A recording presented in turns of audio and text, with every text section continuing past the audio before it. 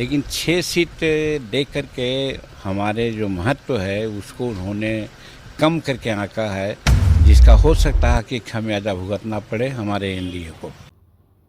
NDA में seat sharing का काम फाइनल हो गया है। बीजेपी और जेडीयू को 101 सीटें मिली है। चिराग पासवान 29 सीटों पर लड़ेंगे, वहीं हम और आरएलएम के खाते में 6 सीटें गई है। सीट बंटवारे के बाद एनडीए में घमासान मचा है। एक तरफ जहां उपेंद्र कुशवाहा का आधी रात को पोस्ट आया है, तो वहीं दूसरी तरफ जीतन राम मांझी ने बड़ा बयान दे दिया। देखिए, आला कमान ने जो तय किया, निर्णय किया, वो निर्णय सिरोधार्य है, लेकिन 6 सीट दे करके हमारे जो महत्व है उसको उन्होंने कम करके आंका है, जिसका हो सकता है कि खामियाजा भुगतना पड़े हमारे एनडीए को। अब कुछ उन्होंने कहा है कि मुझे कम आंका गया है, जिसका खामियाजा भुगतना पड़ेगा। मांझी के इस बयान से खलबली मच गई है कि आखिर आगे अब क्या खिचड़ी पकने वाली है। हालांकि वही दूसरी तरफ एनडीए में सीट शेयरिंग के बाद और मांझी के बयान के बाद जेडीयू, बीजेपी और एलजेपी आर के नेताओं ने क्या कुछ कहा, आप खुद सुनिए। का अगर किसी भी अर्थशास्त्री से बात कीजिएगा तो ये डेस्परेशन है उनका। उनको पता है कि रिजल्ट क्या होने वाला है, बुरी तरह हारने वाला है, तो ये बौखलाहट में इस तरह का वो बात कर रहे हैं और कुछ नहीं है इसमें। और जो हम लोग देख रहे हैं लोगों का मिजाज, अब तो हम लोग चले आए, नॉमिनेशन शुरू हो गया, लोगों का मिजाज बिल्कुल नीतीश कुमार जी के सरकार 14 नवंबर को जब रिजल्ट आएगा तो नीतीश कुमार जी के नेतृत्व में सरकार बनेगी।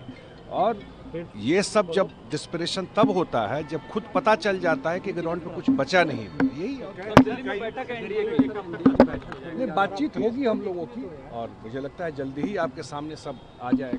कह रहे हैं कि जेडीयू आवाज से उपवास के बाद अभी आया हूँ, तो मैं वही जा रहा हूँ। बीजेपी में नए लोगों को मौका मिल रहा है, क्या आपको भी मौका मिलेगा? मैं नया लोग हूँ? अरे आप कहाँ से आए हो? आप नए लोग हो, इसलिए आप मुझे पहचान नहीं रहे हो। मैं नया नहीं हूँ, अब नए लोगों को मौका मिलना चाहिए, इसका मैं हिमायती हूँ। अच्छे लोग आए, राजनीति में अच्छे लोगों को आना चाहिए। हर राजनीतिक दल शुचिता का ध्यान रखे, जो जेपी कहा करते थे, हर राजनीतिक दल जो है मर्यादा का ध्यान रखे, इसको बराबर ध्यान रखने की आवश्यकता है। वो सत्य हो जाएगा, क्या लगता है बिहार इलेक्शंस में क्या होगा? क्या चीज? उपवास में जो बातें बोली जा रही है। हाँ, ये ठीक कहा। अभी मैंने उपवास किया, 2 घंटे का मौन भी रखा था, उस समय रामायण का पाठ भी मैंने मनन किया। तो निश्चित रूप से आत्मशक्ति, आत्मबल और आत्मशुद्धि से राष्ट्र शुद्धि की ओर हम बढ़ रहे हैं। तो मुझे लग रहा है कि मेरा आत्मबल मजबूत हुआ है। और जो जेपी कहा करते थे लोक शक्ति को जगाना, तो मैं अपना बाकी समय जो आने वाले दिनों में लोक शक्ति को जगाने के लिए गांव-गांव में लोकतंत्र के प्रहरी बनाऊंगा, ताकि लोकतंत्र का प्रहरी लोक शक्ति का अंकुश जनता पर बना रहे, लोक शक्ति का अंकुश जनता पर बना रहे, ये काम करूंगा।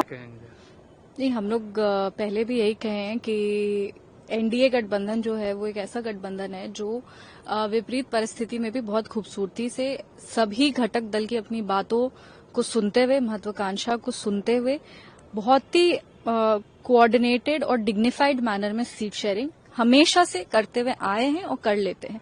अगर हम लोग 2024 लोकसभा के चुनाव की भी बात करें तो उस टाइम भी बहुत स्पेक्यूलेशन था कि सीट शेयरिंग कैसे होगा, सारी पार्टीज को कैसे अकोमोडेट किया जाएगा, पर बहुत खूबसूरती से सीट शेयरिंग भी हो गई थी और बहुत मजबूती से हम लोग चुनाव भी लड़े थे। जहां तक रही लोक जनशक्ति पार्टी की बात, तो हम लोग हमेशा कहते आए हैं कि हम लोग एनडीए के मजबूत साथी हैं और आने वाले समय में यशस्वी प्रधानमंत्री श्री नरेंद्र मोदी जी और माननीय मुख्यमंत्री श्री नीतीश कुमार जी के हाथों को मजबूत करना है।